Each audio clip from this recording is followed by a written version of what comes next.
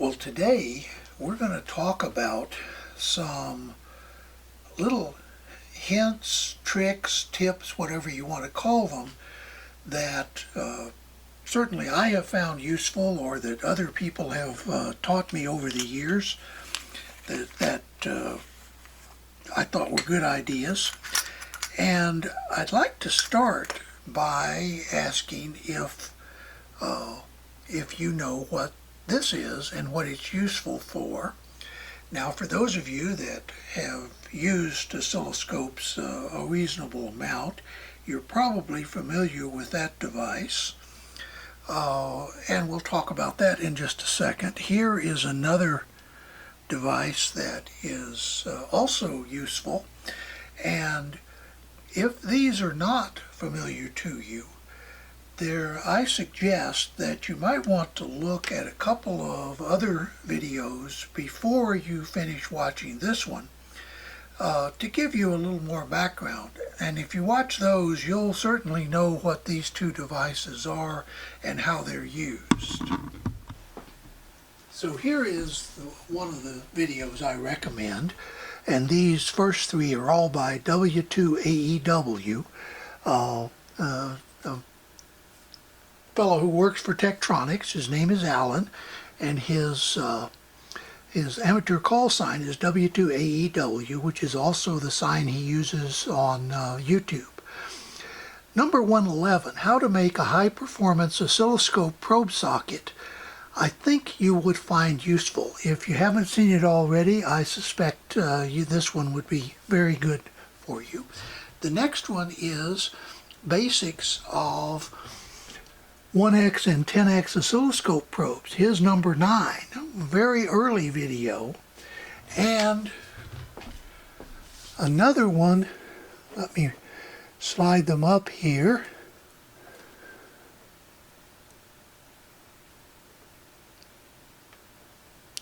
This one, number 68, called Oscilloscope Probe Ground Lead Length Effects on Signal Quality. And particularly this one, you'll find the two little devices that I showed earlier, if you aren't aware of them already, are some attachments that come along with many oscilloscopes that allow you to get a better connection between the oscilloscope probe and a high-speed digital circuit. And it's very important to do that, because otherwise you will get all kinds of artifacts that are a result of not making a good connection between the oscilloscope probe and the circuit that you're testing. So I encourage you to watch those three.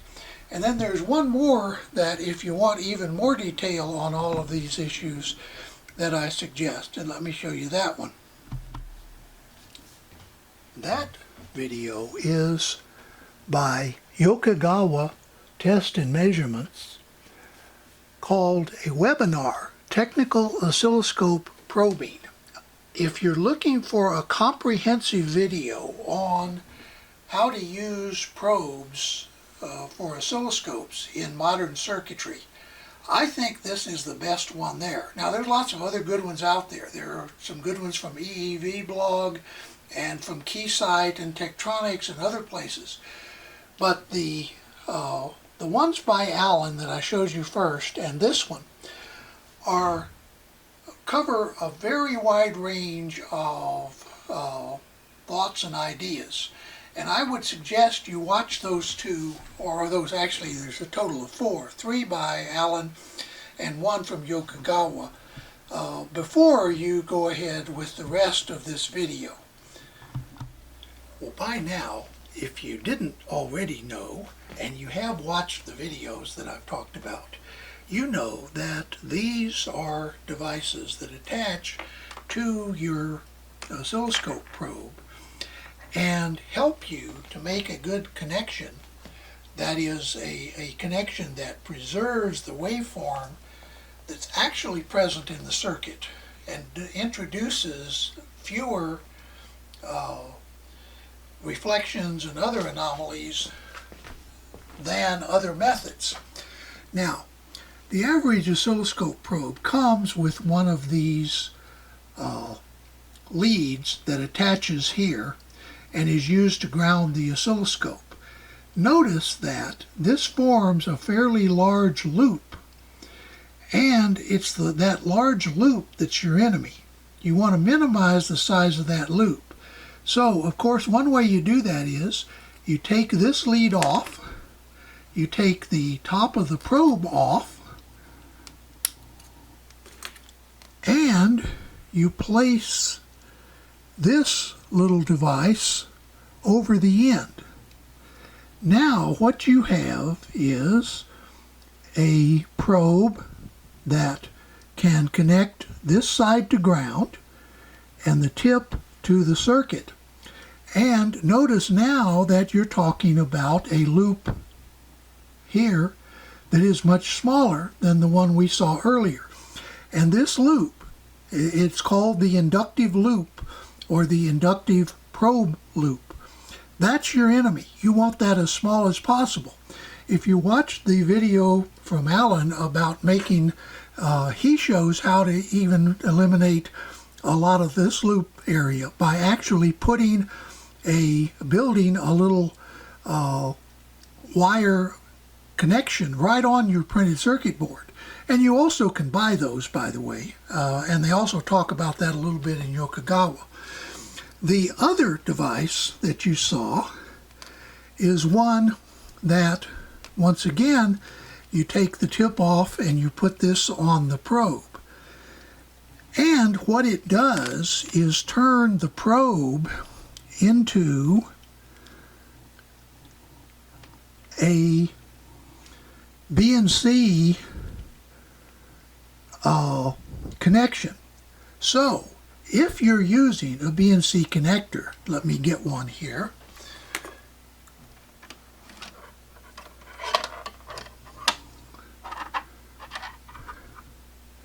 Like this one, you can now insert the, well, I got the wrong polarity connector. Let me get another one. Here is a BNC connector. This is an adapter that adapts an SMA to a BNC. So if you have a BNC connection on a device and you want to make a good connection to your oscilloscope probe, you can insert this device, which come with many oscilloscopes, and then put your oscilloscope probe into this end and get a very notice now that we have reduced the inductive loop down to the barest of minimums. And this will give you the best signal fidelity with a BNC connector that you can get. Now, BNC connectors aren't really very good at very high frequencies. You get up in the gigahertz range, especially many gigahertz, you want to get away from BNC connectors. But if you're operating in the range of, say, 100 megahertz up to about a gigahertz, BNC connectors can be a very useful tool, and they can be, their usefulness can be increased by taking advantage of devices like these little BNC to probe adapters that come with some oscilloscopes. So when we talk about debugging an embedded system, what do we mean by an embedded system? Well, of course, there's a very wide range, and there are a couple of examples here. On the right is a single board computer built by Vigilant using a PIC microprocessor. Now, this is an early generation embedded system, and by embedded what we mean is that there is processing capability that is in the middle of the design. Now, this is a demo board, or actually it's a learning board that Vigilant designed that's used by students, or at least used to be. It's not so much anymore because, of course, the PIC has been supplanted by much faster and more capable processors. But nonetheless, this is an example of a programmable embedded system. Now, programmable, what we mean there is that you actually write a program, a routine, that gets loaded into the memory. And the system runs off of essentially just a computer chip. At the other end of the spectrum are systems that use field programmable processing. A field programmable is also downloaded with a program, but the difference is, instead of executing an instruction set, which is what happens in a microcontroller, a field programmable array actually is the logic. In other words, what you are actually doing is you are changing a bunch of configurable connections inside this device to make a dedicated processor. And for that reason, this system will run a lot faster than that system. In fact, this system, the particular processor in this, it's made by Xilinx, will run up to 256 megahertz. And some of the internal logic can actually run at 400 megahertz. So quite a bit faster than, orders of magnitude faster than programmable microcontrollers.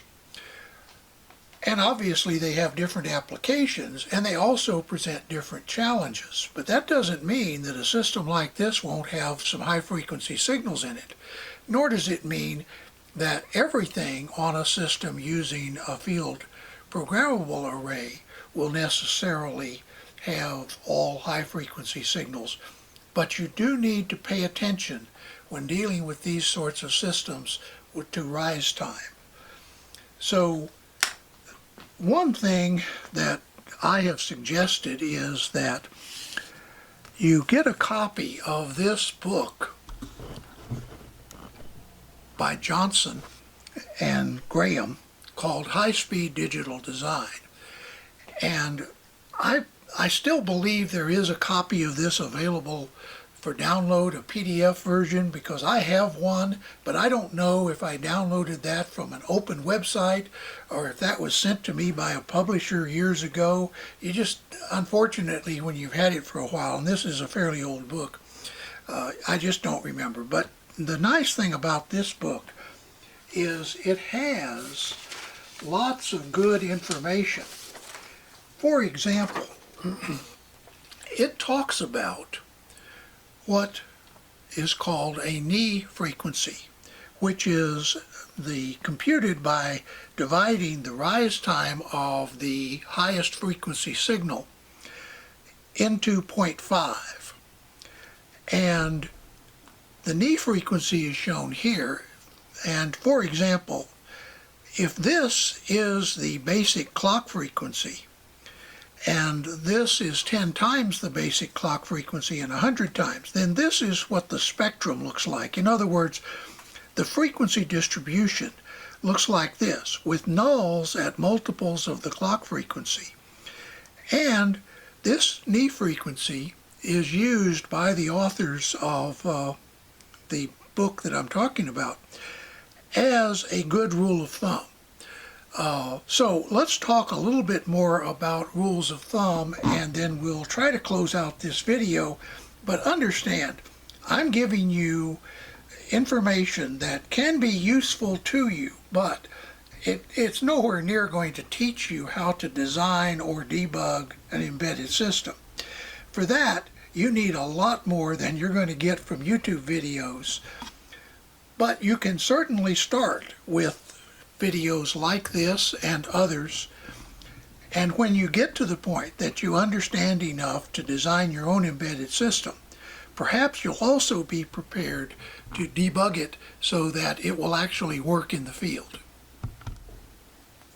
So what are some of the tips that I suggest? Well, first, remember that a fast rise time means high frequency.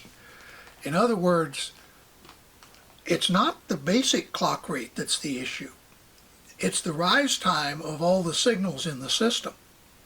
So if you have fast rise time logic, you are going to have high frequency components even if you're running it at a fairly low clock rate. Generally, the bandwidth of a signal, and once again, this is another measure of similar to the knee frequency that Johnson and Graham talk about. If you divide the rise time in nanoseconds into 0.35, you will get the approximate bandwidth of that signal in gigahertz. So, for example, a 5 nanosecond rise time is about a 70 megahertz signal. In other words, it can the important components of that rise time exist up to and even a little above, but certainly to 70 megahertz, which we've been using a 70 megahertz MSO5000 in some of the demonstrations so far. So you would not want to use that scope on any signal that had a rise time faster than 5 nanoseconds. The next thing is, I hope that if you didn't already know this, that you learned from the videos I recommended you also look at, that you want to use an by-10 probe over 100 kilohertz. If you're working over 100 kilohertz, and by that I mean if you compute the bandwidth up here for the rise time you're working with, and it's more than 100 kilohertz, use a by-10 probe. Another way to put that is, if you're working on audio frequencies, it's okay to use a by-1 probe. But above audio frequencies, use a by-10 probe. Another way to say that is use a lossy probe. And by the way, in the book I talked about high-speed digital design, they show how to build a 21x probe that can be very useful. I won't get into that here, but when I say a by-10 probe, I mean a lossy probe.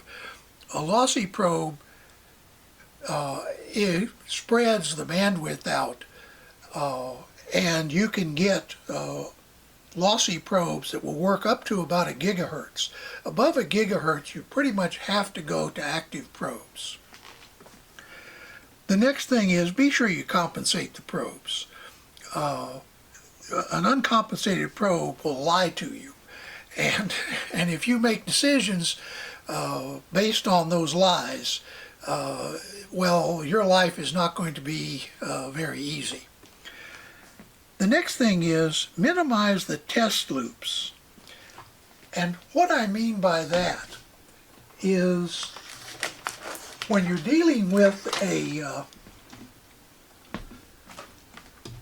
probe like this, don't use these big loopy ground wires on high frequency circuits, and don't use these big long probe tips on these circuits.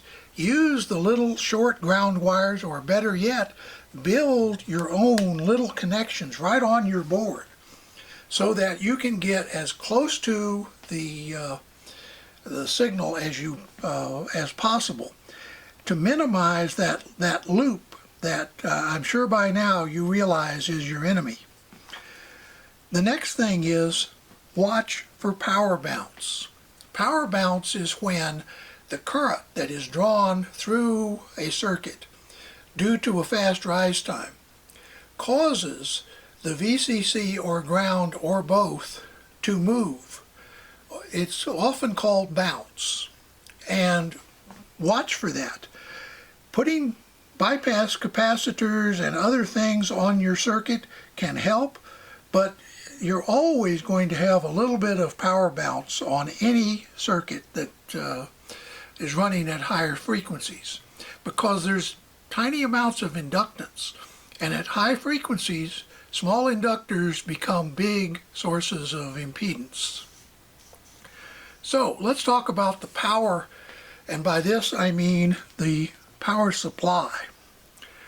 Obviously, when trying to check the quality of the power, we want to use that small test loop that we talked about. In fact, the best thing is to measure right across the circuit you're working on, right from its VCC and ground.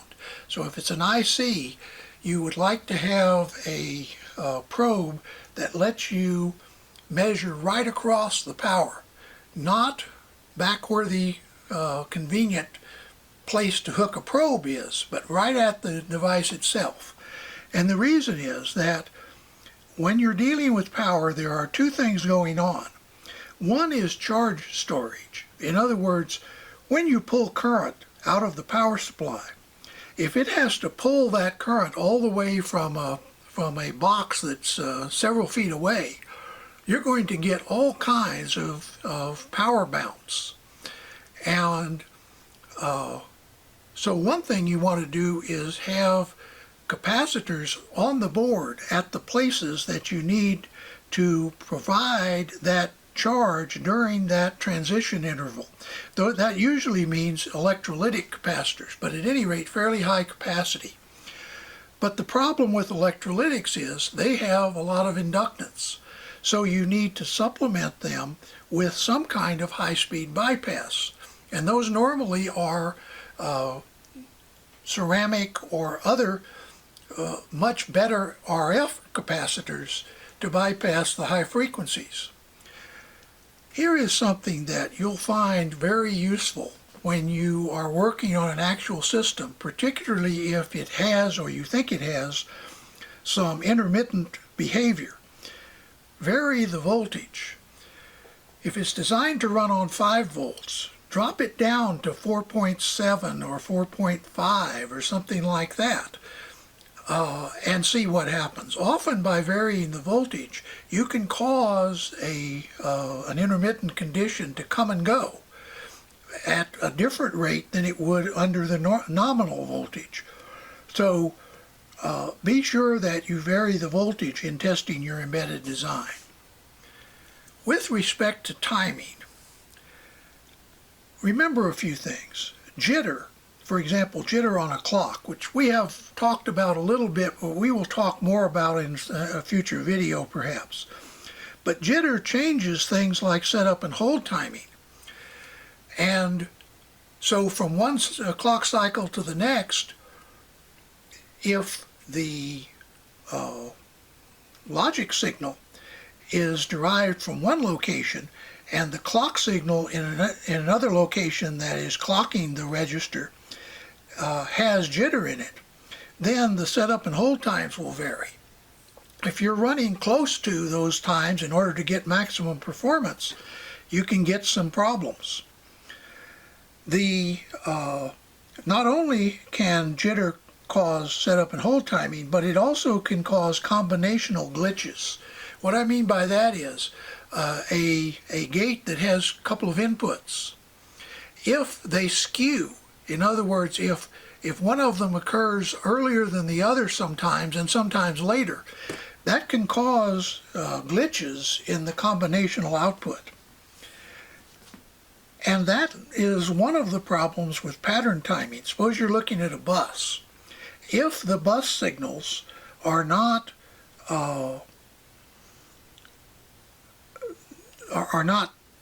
precisely lined up with each other, you can get patterns that exist only for a small fraction of time.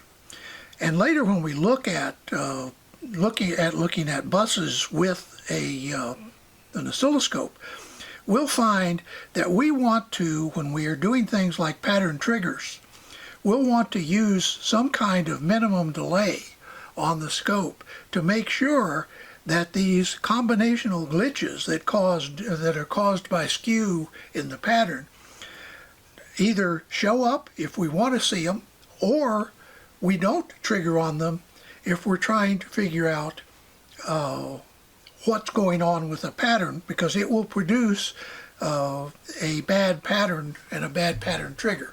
Once again, we'll talk about that when we talk about looking at buses with an oscilloscope. Finally, with regard to signals, Signal pulses cause power bounce. When you change the state of a device, depending on the amount of current that device draws, you get bounces on the power, VCC and ground. And so it's during those signal transitions that you will find that some of your biggest problems occur. For example, crosstalk can be caused by power bounce. Crosstalk means a signal that should be on one line shows up on another line. And if it's enough to affect the next circuit, you can wind up with transitions and other problems that are caused because of coupling through the power. Also, mutual impedance causes crosstalk. What you would like, of course, is every signal on your board to be pristine and completely independent of every other signal. It's not going to be. And finally, timing changes everything. So one thing you want to be sure you do is slow down the clock a little bit. If you're using a 10 megahertz clock, for example, maybe put it through a by-2 divider to generate a 5 megahertz clock and use that and see what that does to your circuit. I think you will find that if you use some of these tips while you're debugging your design, it gives you ways to vary the characteristics, if you will, vary the clues, which makes it easier to figure out what's going wrong with a circuit. And also, if you vary the power and the timing and do all these other things and use good measurement techniques and so on, at the end of the day, you can be relatively confident that your design will work in the field. So, once again, this is just a random collection of things I have learned and been taught over the years that I hope will be useful to you. We're going to move on and actually apply some of these techniques in some future videos. But for now, I hope you will stay safe, look forward to some more videos, and have a nice day.